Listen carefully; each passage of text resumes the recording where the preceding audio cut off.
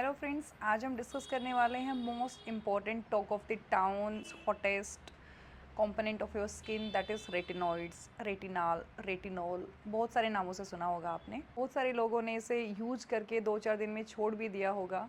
सो आज हम आपको बताएंगे ये क्या होता है, क्यों आपको यूज करना चाहिए, कैसे आपको यूज करना चाहिए कि आपकी कंसिस्टेंसी बनी रहे और आप इसको ना छोड़ें, इसके लॉन्ग टर्म पे क्या क्या बेनिफिट्स होते हैं। यकीन मानिए, अगर आप आज रेटिनॉइड शुरू करते हैं तो आपको 10 to 15 ईयर्स के बाद में ना ही किसी एंटी एजिंग की, ना ही किसी एक्ने क्रीम की, ना ही किसी पिगमेंटेशन के लिए किसी भी क्रीम की नीड होने वाली है। सो रेटिनॉइड्स होते क्या हैं? रेटिनॉइड्स विटामिन ए डेरिवेटिव्स होते हैं। ये दो टाइप के होते हैं, one is natural, another is synthetic. जो नेचुरल रेटिनॉइड्स होते हैं वो बेसिकली कम इंटेंस होते हैं आपके स्किन पे, सो उनका इफेक्ट आने में थोड़ा टाइम लगता है आपको। सिंथेटिक रेटिनॉइड्स होते हैं वो ज़्यादा पावरफुल होते हैं, ज़्यादा इंटेंस होते हैं आपके स्किन पे, but this is not for the sensitive skin, और उनका इम्पैक्ट आने में, इफेक्ट आने में कम टाइम लगता है। Retinol and retinol usually OTC drugs हैं जो आपको किसी भी फार्मेसी से विदाउट डॉक्टर की प्रेस्क्रिप्शन से मिल सकते हैं, लेकिन रेटिनॉइड्स होते हैं वो बहुत स्ट्रॉन्ग होते हैं और यूजुअली डॉक्टर्स के प्रेस्क्रिप्शन पे ही आप ले सकते हैं, अदरवाइज नहीं ले सकते। History of retinoids. स्टार्टिंग में रेटिनॉइड्स को यूजुअली एक्ने के लिए यूज किया जाता था, लेकिन जब ये एक्ने के लिए यूज किया जा रहा था तो देखा गया कि जिन लोगों में यूज किया जा रहा है उन लोगों में स्किन स्मूथ हो गई है धीरे धीरे। स्किन की जो क्वालिटी है वो पहले से बेटर हो गई है। जिनकी थिन स्किन थी उनकी थिक स्किन और अच्छी चमड़ी में कन्वर्ट हो चुकी थी। सो इसका जो एंटी एजिंग इफ़ेक्ट है वो धीरे धीरे नज़र आने लगा रिसर्च में कि ये एक्ने को ट्रीट करने के साथ साथ में एंटी एजिंग इफ़ेक्ट भी देता है, थोड़े से लॉन्ग टर्म पे पिगमेंटेशन को भी कम करता है। Mechanism of action of retinoids. So ये अपनी स्किन पे काम कैसे करता है? हमारी स्किन की दो लेयर्स होती है, एपिडर्मिस जो कि ऊपर वाली लेयर होती है, ये थिन होती है। डर्मिस जो इसके नीचे जो लेयर होती है वो मोटी और थिक लेयर होती है। तो डर्मिस है, उसी के अंदर बेसिकली फाइब्रोब्लास्ट सेल्स होते हैं जो कि कोलेजन प्रोड्यूस करते हैं। कोलेजन, इलास्टिन, हाइलुरोनिक एसिड, ये सब फाइब्रोब्लास्ट ही प्रोड्यूस करते हैं। सो जब भी हम रेटिनॉइड्स लगाना शुरू करते हैं ये धीरे धीरे एपिडर्मिस से डर्मिस में जाते हैं, डर्मिस से फाइब्रोब्लास्ट में जाते हैं।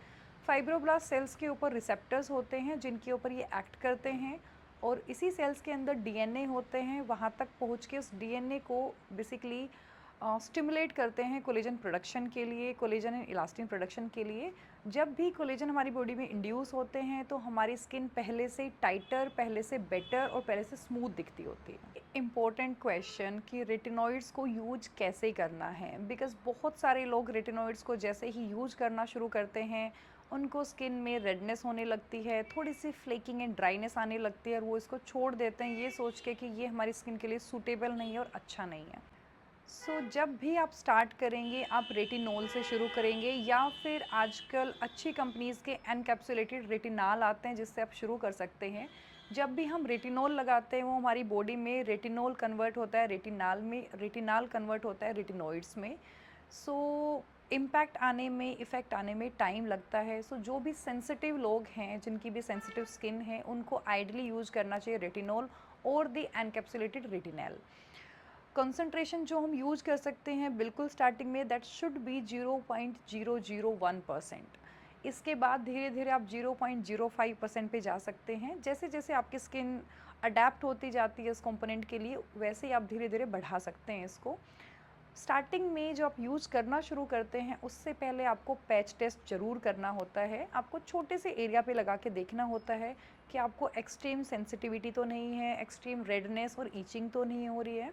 अगर ये सब होता है तो आपको डिसकंटिन्यू करना है, अदरवाइज़ आप फुल फेस पे लगा सकते हैं। स्टार्टिंग में आप इसको दो तरीके से यूज़ कर सकते हैं, या तो आप स्टार्ट करें कि आपको हफ्ते में सिर्फ 2 ही बार लगाना है, या फिर आप दूसरे तरीके से यूज़ कर सकते हैं कि आपने लगाया है प्लस में आप 2-3 घंटे बाद इसको वॉश कर रहे हैं। तो धीरे धीरे आपकी स्किन अडेप्ट हो जाती है। जैसे आप पहले हफ्ते में इसको 3 बार यूज़ कर रहे हैं, देन आप नेक्स्ट वीक में इसको अल्टरनेट डेज़ पे कर सकते हैं, उससे नेक्स्ट वीक में आप डेली यूज़ कर सकते हैं। ऐसे ही आपने 1 मंथ के लिए अगर आपने 0.001% यूज़ किया है तो आप उससे नेक्स्ट मंथ 0.05% के लिए जा सकते हैं।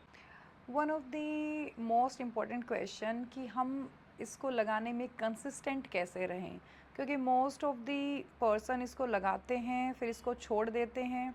आप जब भी रेटिनॉइड शुरू करते हैं आपको रेडनेस होना, हल्के फुल्की रेडनेस होना, पर्जिंग इफ़ेक्ट आना, जैसे कि अगर आपको एक्ने है तो स्टार्टिंग में जो भी न्यू एक्ने इरप्ट होने हैं वो आपको होंगे, तो आपको लगता है कि ये उससे भी ज़्यादा सीवियर कंडीशन हो रही है आपकी एक्ने की जो पहले थी।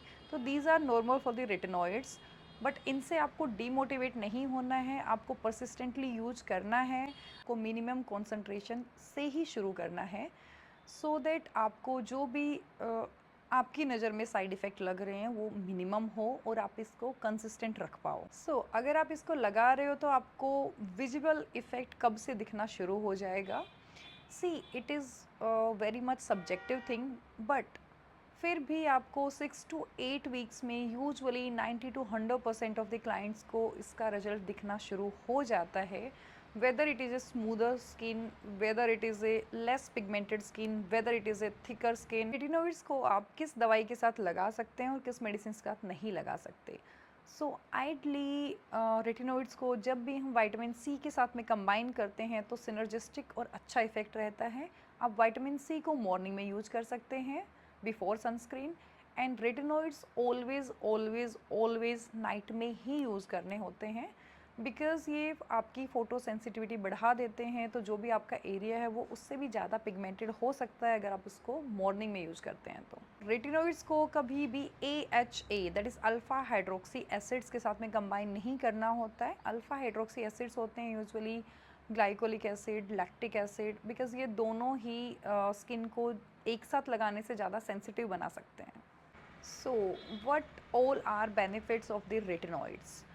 नंबर 1, ये आपके ब्लैक हेड्स को, वाइट हेड्स को, पोर्स को, एक्ने को, सब को मिनिमाइज़ कर देते हैं और धीरे धीरे फिनिश कर देते हैं। सेकेंडरीली ये आपकी पिगमेंटेशन को लाइट करते हैं, ऑल्दो पिगमेंटेशन में थोड़ा सा टाइम लगता है, बट अगर आपने 3-4 मंथ्स यूज किया है तो विल कम टू नो कि ये पिगमेंटेशन को भी सिग्निफिकेंटली कम कर देते हैं। थर्डली ये आपका कोलेजन और इलास्टिन बूस्ट कर रहे हैं, so it has anti ageing effect. Even आपके फाइन लाइनर रिंकल्स को भी आप 4-5-6 मंथ में आप देखोगे कि वो भी कम हो गए हैं। फोर्थली ये आपकी स्किन को स्मूदन आउट करते हैं, तो आपको जो टेक्सचर अपना स्किन का बेटर नहीं लगता है वो आप फील करोगे तो आपको स्मूथ लगेगी। Believe me, retinoid is one of the that wonder drug जो कि आपके डीएनए के लेवल पे जाके काम करती है। हम कोई भी टॉपिकल क्रीम लगाते हैं तो वो डर्मिस क्या एपिडर्मिस को भी क्रॉस नहीं कर पाती है, जबकि रेटिनॉइड्स है वो डर्मिस में भी जाके फाइब्रोब्लास्ट के अंदर जाके डीएनए को टारगेट करती है। इसलिए ही इसके इतने सारे इफ़ेक्ट्स होते हैं। अगर आप अपने 30s में शुरू कर देते हैं तो आई डोंट थिंक कि आपको 50 और 60 में कुछ भी anti ageing other than retinoids लेने की ज़रूरत पड़ती है। I am not giving any recommendation of any product here because you are all educated, you can go and search what are all the good retinol retinal serum available in India as well as in world. But जब भी start करना है be patient, patience is the key। आपको patience रखना ही होगा because effect आने में time लगता है। आपको डिसकंटिन्यू नहीं रखना है, आपको कंसिस्टेंसी बनाए रखनी है, आपको मिनिमम कॉन्सेंट्रेशन से ही शुरू करना है, आपको ओनली नाइट एप्लीकेशन करनी है, आपको इसको अल्फा हाइड्रोक्सी एसिड के साथ कंबाइन नहीं करना है। गुड इफेक्ट के लिए you can combine it with the vitamin C in morning and night में retinoids. So be consistent with retinoids because when your skin is good your life is good.